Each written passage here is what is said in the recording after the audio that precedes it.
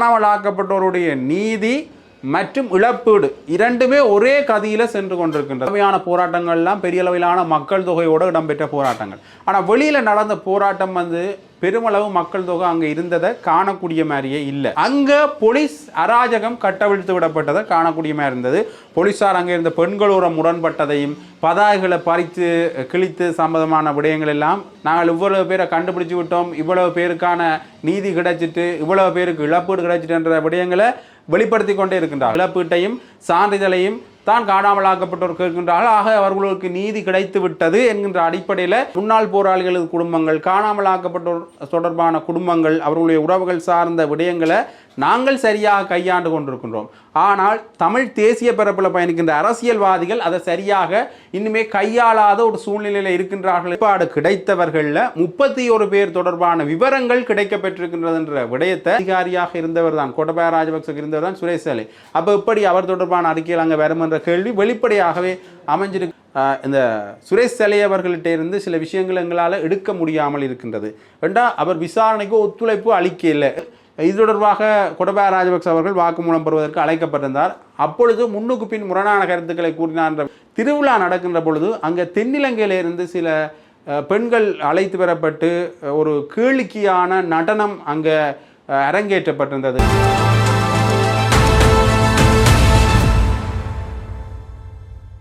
ஜெஃப்னாபடியன் சொந்தங்களுக்கு வணக்கம். நேற்றைய தினம் காணாமல் ஆக்கப்பட்டோர் ஒரு போராட்டம் ஒன்றை முன்னெடுத்திருந்தார்கள். காணாமல் ஆக்கப்பட்டோர் சங்கத்தால் ஜாழ் மாவட்ட செயலகத்துக்கு முன்னால் ஒரு போராட்டம் ஒன்று இடம்பெறுந்தது. அந்த போராட்டம் சம்பந்தமான இருவேறு நிலைப்பாடுகள் முன்வைக்கப்பட்டு கொண்டிருக்கிறத காணக்கூடிய மாதிரி இருக்கிறது. ஒன்று இந்த போராட்டம் ஆரம்பிக்கப்பட்ட அல்லது போராட்டம் நடத்தப்பட்டதுக்கான காரணம் என்று பார்த்தீங்கன்னா, நீதியமைச்சர் கர்ஷன நாணயக்கார் அவர்கள் ஜாழ் மாவட்ட செயலகத்துக்கு வருகை தந்திருந்தார். ஒரு காணாமல் ஆக்கப்பட்டோர் அலுவலகம் உறுப்பினர், அதாவது காணாமல் ஆக்கப்பட்டோர் அலுவலகத்தினுடைய தலைவர் மற்றும் உறுப்பினர்கள், கர்ஷன நாணயக்கார, அமைச்சர் சந்திரசேகரம் போன்ற முக்கியஸ்தர்களோட கூட்டம் அல்லது கலந்துரையாடல் ஒன்று இடம்பெற்றிருந்தது. அந்த கலந்துரையாடலில் பெரிய அளவிலான இழப்பீட்டு தொகைகள் அங்கே வந்திருந்தவர்களுக்கு கொடுக்கப்பட்டிருந்தது. அங்கே வந்திருந்தவர்கள் யாழ்ப்பாணத்தை சேர்ந்த பெருமளவானோர் அங்கே வரையில் பெரும்பாலும் கிழக்கு மாநிலத்தை சேர்ந்த திருகோணமலை, மூதூர் பிரதேசங்களில் இருந்து வரவழைக்கப்பட்டவர்கள்லாம் அங்கே வந்திருந்தார்கள் என்ற ஒரு விடயமும் பேசப்பட்டிருந்தது. அப்போ அங்கே வந்தவர்களுக்கான இழப்பீட்டு தொகை வழங்கப்பட்டது மட்டுமில்லாமல் அங்கே பேசப்பட்ட விடயங்கள் எதுவாக இருந்ததென்றால், ஆளுநர் வேதநாயகம் அவர்கள் பேசியதாக இருக்கட்டும், நீதியமைச்சர் கர்ஷன நாணயக்கார் அவர்கள் பேசியதாக இருக்கட்டும், ஒட்டுமொத்தமாக பார்க்கின்ற பொழுது இங்கே சட்டம் எல்லாருக்கும் சமமானதான் இருக்கும். காணாமல் ஆக்கப்பட்டோருடைய நீதி மற்றும் இழப்பீடு இரண்டுமே ஒரே கதியில் சென்று கொண்டிருக்கின்றது என்கின்ற விடயத்தை அவர்கள் வெளிப்படுத்தி இருக்கின்றார்கள். அப்போ இங்கே வெளியில் வந்தால், இங்கே வெளியில் நடந்த போராட்டத்தில் பேசப்பட்ட விடயங்கள் வழக்கமான எங்களுக்கு இழப்பீடு தேவையில்லை, சான்றிதழ் தேவையில்லை, எங்களுக்கு தேவையானதெல்லாம் எங்களுடைய உறவுகளுக்கு என்ன நடந்தது என்பதற்கான நீதி. அப்போ இங்கே ஒரு போராட்டம் நடைபெறுகின்ற பொழுது, அது காணாமல் ஆக்கப்பட்டோர் போராட்டம் நடைபெறுகின்ற பொழுது பெரிய அளவிலான எதிர்பார்ப்பு மக்கள் மத்தியில் இருக்கும். வளமையான போராட்டங்கள்லாம் பெரிய அளவிலான மக்கள் தொகையோடு இடம்பெற்ற போராட்டங்கள். ஆனால் வெளியில் நடந்த போராட்டம் பெருமளவு மக்கள் தொகை அங்கே இருந்ததை காணக்கூடிய மாதிரியே இல்லை. கிட்டத்தட்ட 50லேருந்து 100 பேர் வரையிலும் பழைய போராட்டங்களில் இருப்பார்கள் என்றால், இங்கே இருந்த போராட்டங்களில் இருக்கின்ற மக்களுடைய எண்ணிக்கை ஒரு 10-20 பேருக்குள்ளே தான் இருந்திருப்பார்கள். அவை அந்தளவு குறைந்த ஆட்கள் தொகையோடு ஒரு போராட்டம் நடைபெற்றிருந்தது. ஆகவே ஒரு பெரிய விஷயத்துக்கு, காணாமல் ஆக்கப்பட்டோர் என்கின்ற ஒரு பெரிய விடயத்துக்கான நீதியை கேட்கின்ற பொழுது ஏன் இவ்வளவு குறைய தொகையிலான ஆட்கள் என்ற விமர்சனம் முன்வைக்கப்பட்டிருந்தது. திட்டமிட்டு கொண்டு வரப்பட்ட ஆட்கள் என்ற விடயமும் பலரால் முன்வைக்கப்பட்டது. அரசாங்க தரப்பிலாயும் முன்வைக்கப்பட்டது. அண்மையில் பாராளுமன்ற உறுப்பினர் பேசுகின்ற அர்ஜுனா ராமநாதன் அவர்கள் பேசுகின்ற பொழுதும் இந்த குறிப்பிட்ட போராட்டம் தொடர்பான விமர்சனத்தை முன்வைத்திருந்தார்.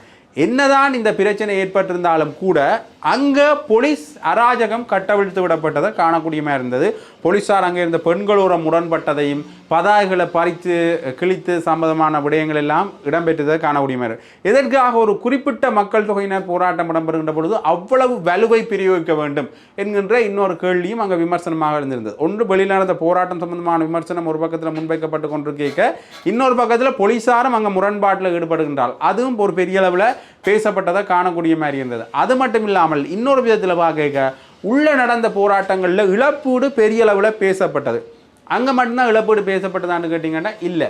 கிளிநொச்சியில் அமைச்சர் கர்ஷன நாணயக்காரர் ஒவ்வொரு வீடாக சென்று அந்த மக்களுக்கு காசோலையை கொடுத்துட்டு வந்திருந்தார். அது பெரிய அளவில் பேசப்பட்டதை காணக்கூடிய மாதிரி இருக்கிறது. ஆகவே ஒரு விளம்பர அரசியலில் இப்பொழுது சிக்கி இருக்கின்ற இந்த தேசிய மக்கள் சக்தி தொடர்ந்துமே அதை தமிழர் தாயக பகுதிகளிலேயும் அதை பலப்படுத்துறதுக்கான அல்லது அதை பிரயோகித்து தங்களுடைய விளம்பரப்படுத்தலை மேற்கொள்றதுக்கான முயற்சிகளில் ஈடுபட்டிருக்கின்றதோ என்கின்ற ஒரு கேள்வி ஒன்று பலமாக எழுந்திருக்கிறத காணக்கூடிய மாதிரி இருக்கின்றது. ஏனென்றால் இந்த விடயம் தொடர்பாக பேசுகின்ற பொழுது மக்கள் காலாதி காலமாக கேட்கிறது இழப்பீடு.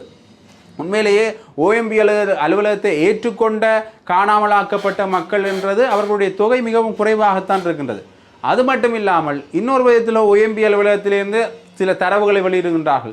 நாங்கள் இவ்வளவு பேரை கண்டுபிடிச்சு விட்டோம், இவ்வளவு பேருக்கான நீதி கிடைச்சிட்டு, இவ்வளவு பேருக்கு இழப்பீடு கிடைச்சிட்டு என்ற விடயங்களை வெளிப்படுத்தி கொண்டே இருக்கின்றார்கள். அப்போ ஒரு விளம்பர அரசியல் நோக்கியதாக இந்த காணாமலாக்கப்பட்டோர் இதைத்தான் கேட்கின்றார்கள். இந்த இழப்பீட்டையும் சான்றிதழையும் தான் காணாமலாக்கப்பட்டோர் கேட்கின்றார்கள். ஆக அவர்களுக்கு நீதி கிடைத்து விட்டது என்கின்ற அடிப்படையில் இதை மூடி மறைப்பதற்கு அல்லது அடுத்த கட்டம் நோக்கி நகர விடாமல் செல்வதற்கான ஒரு வாய்ப்பாக அமையுமோ என்ற கேள்வி பலர் மத்தியிலே எழுந்திருக்கிறது. அரசாங்க தரப்பில் இருந்தும் கூட விமர்சனங்கள் முன்வைக்கப்பட்டது என்று பார்த்தீங்கன்னா சந்திரசேகரம் அவர்கள் பேசுகின்ற பொழுதும் கூட இந்த விடயத்தில் நாங்கள் சரியான முறையில் தான் சென்று கொண்டிருக்கின்றோம், மக்களுக்கு இழப்பீடு வழங்கப்படுகின்றது, நீதி வழங்கப்படுகின்றது. ஆனால் இதை குழப்புவதற்காக சுமந்திரன் போன்ற ஒரு சிலர் சில போராட்டங்களை கட்டவிழ்த்து விடுகின்றார்கள். ஒரு மாநாடு ஒன்று நடத்துறதுக்கு சர்வதேச காணாமலாக்கப்பட்டோர் தினத்தில் மாநாடு இலங்கை பரப்பில் நடத்த இருக்கிறதுக்கான காரணமும் இதுவாகத்தான் இருக்குமோன்ற விமர்சனத்தை முன்வைத்திருந்தார். அது மட்டும் இல்லாமல் முன்னாள் போராளிகளோட சில கலந்துரையாடல்களை மேற்கொள்றதும் அல்லது முன்னாள் போராளிகளை வைத்து கொண்டு அரசியல் செய்கிற ஒரு நிலைப்பாட்டிலையும் அவர்கள் இருக்கின்றார்கள். இவர்கள் முன்னாள் போராளிகளுக்கு உதவி செய்திருக்கின்றார்களா என்ற ஒரு கேள்வி எழுகின்றது. அண்மையில் கூட நான் ஒரு முன்னாள் போராளியை சந்திச்சிருந்தேன். அவரும் தன்னுடைய சோக நிலைகள் சம்பந்தமாக தன்னிட்ட சொல்லியிருந்தார் என்ற விடயத்தையும் அவர் தெரிவித்தார். ஆகவே இப்படியாக இந்த முன்னாள் போராளிகளது குடும்பங்கள், காணாமலாக்கப்பட்டோர் தொடர்பான குடும்பங்கள், அவர்களுடைய உறவுகள் சார்ந்த விடயங்களை நாங்கள் சரியாக கையாண்டு கொண்டிருக்கின்றோம். ஆனால் தமிழ் தேசிய பரப்பில் பயணிக்கின்ற அரசியல்வாதிகள் அதை சரியாக இன்னுமே கையாளாத ஒரு சூழ்நிலையில் இருக்கின்றார்கள் என்ற ஒரு விமர்சனத்தை அவர் முன்வைச்சு காணக்கூடிய மாதிரி இருக்கின்றது. ஆகவே ஒரு இந்த போராட்டம் பற்றின விமர்சனம் என்றும் இல்லாத அளவுக்கு காணாமலாக்கப்பட்டோர் போராட்டம் விமர்சனத்துக்கு உள்ளானதாக இருக்கட்டும், அது மட்டும் இல்லாமல் பலருக்கு இழப்பீட்டை வழங்கிவிட்டோம் என்கின்ற ஒரு பிம்பத்தை இவர்கள் உருவாக்க பார்க்கின்றார்களா என்கின்ற விதமாக இருக்கட்டும், இந்த இரண்டு விதங்களையும் பார்க்கின்ற பொழுது தங்களுடைய தேசிய மக்கள் சக்தி தங்களுடைய இந்த அரசியல் நிகழ்ச்சி நிரலை தென்னிலங்கையில் எப்படி பிரயோகிப்பார்களோ அந்த அரசியல் நிகழ்ச்சி நிரலை தமிழர் தாய பகுதியிலையும் பிரயோகிப்பதற்கான சில பலப்படுத்தல்கள் இங்கே நடக்கின்றதா என்கின்ற ஒரு கேள்வி ஒன்று எழுந்திருக்கிறது. ஆகவே ஒரு பெரிய நீண்ட நெடிய பிரச்சனைகள் சார்ந்த விடயங்களில் மீண்டும் இந்த அனுர அலை அல்லது தேசிய மக்கள் சக்தியினுடைய அலை இங்கே வலுப்படுத்துவதற்கான வாய்ப்புகள் இருக்கா என்ற ஏற்கனவே பல கல்வி நிறுவனங்களில் இந்த தேசிய மக்கள் சக்தியினருடைய அந்த பலம் அதிகரித்து கொண்டு வருகின்றது.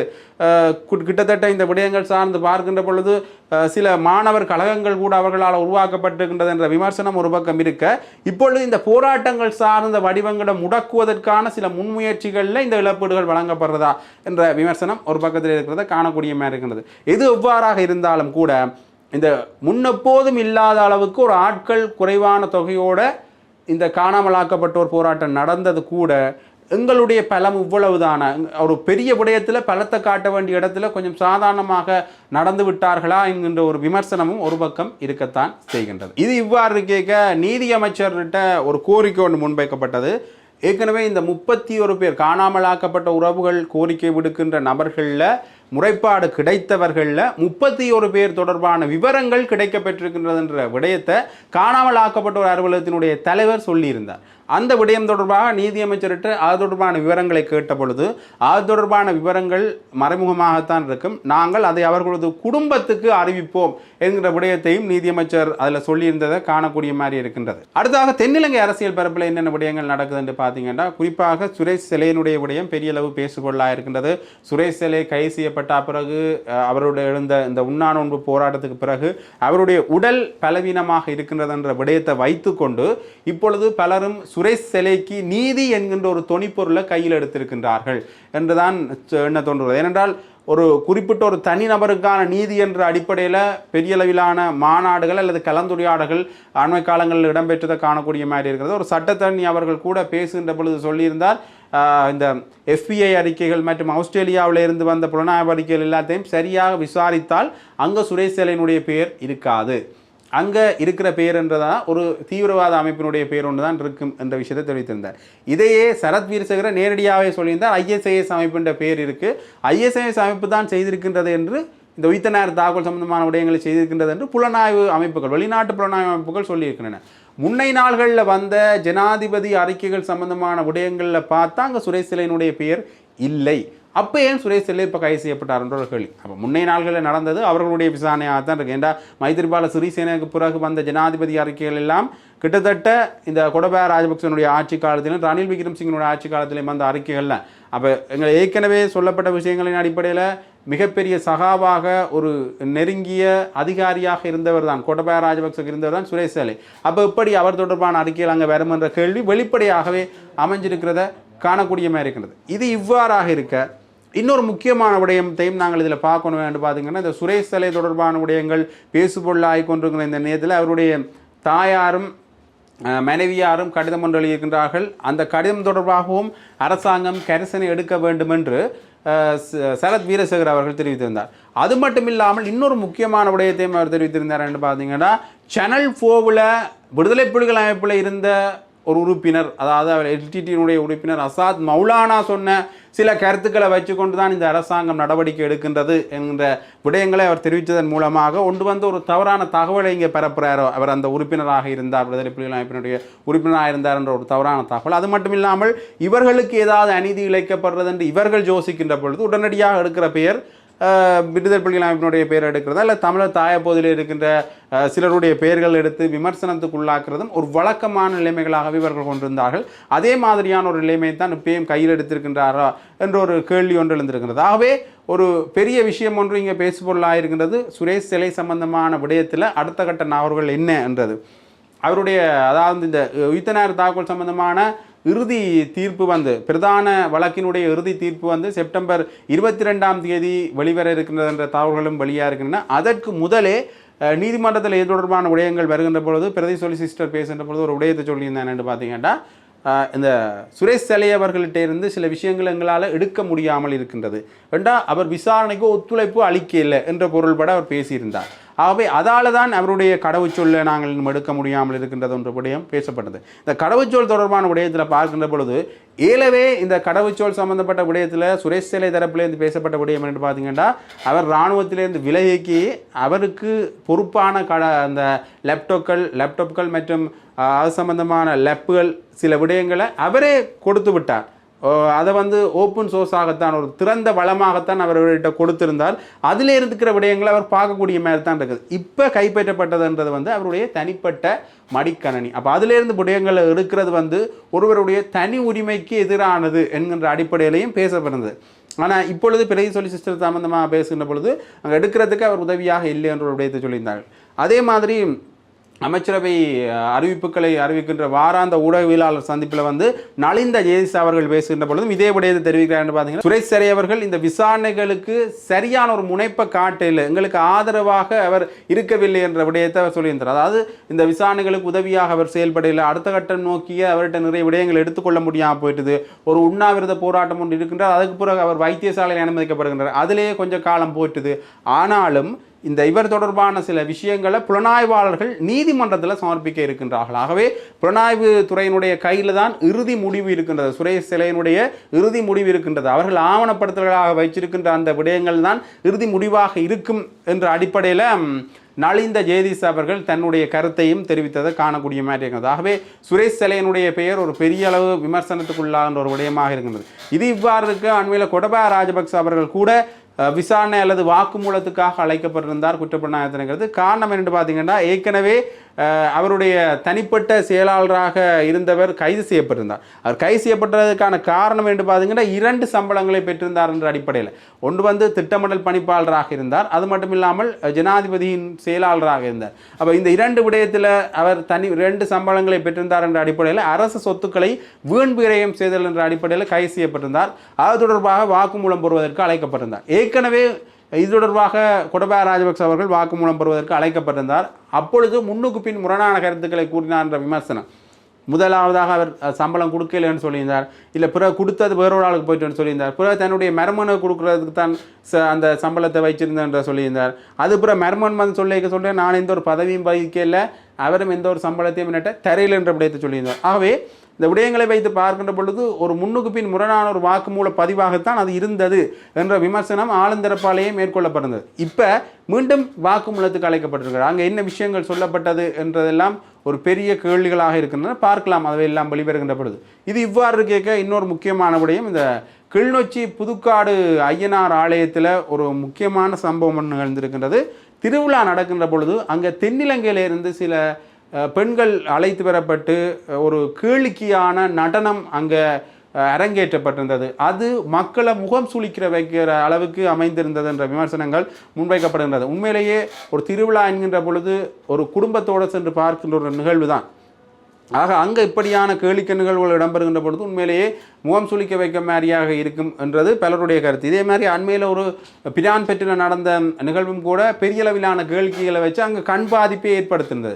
ஆகவே இந்த விஷயங்கள் எல்லாமே கிட்டத்தட்ட ஒரு திருவிழாக்கள் அல்லது சைவர்களுடைய பாரம்பரியத்தை, தமிழர்களுடைய பாரம்பரியத்தை மடைமாற்றம் செய்கிற ஒரு நிகழ்வுகளாக நடக்கின்றன. இது வேண்டுமென்றே திட்டமிட்டு நடத்தப்படுகின்றதா, இந்தியாவுடைய சில கலாச்சாரம் இங்கே உள்ள வர்றதுக்கு காரணமாக அமைகின்றதா என்கின்ற பல விடயங்கள் பேசுபொருளாக இருந்தன. உண்மையிலேயே இது ஒரு கிட்டத்தட்ட பார்க்கின்ற பொழுது ஒரு முக்கியமான ஒரு சிக்கலான விடயமாகத்தான் அமைகின்றது.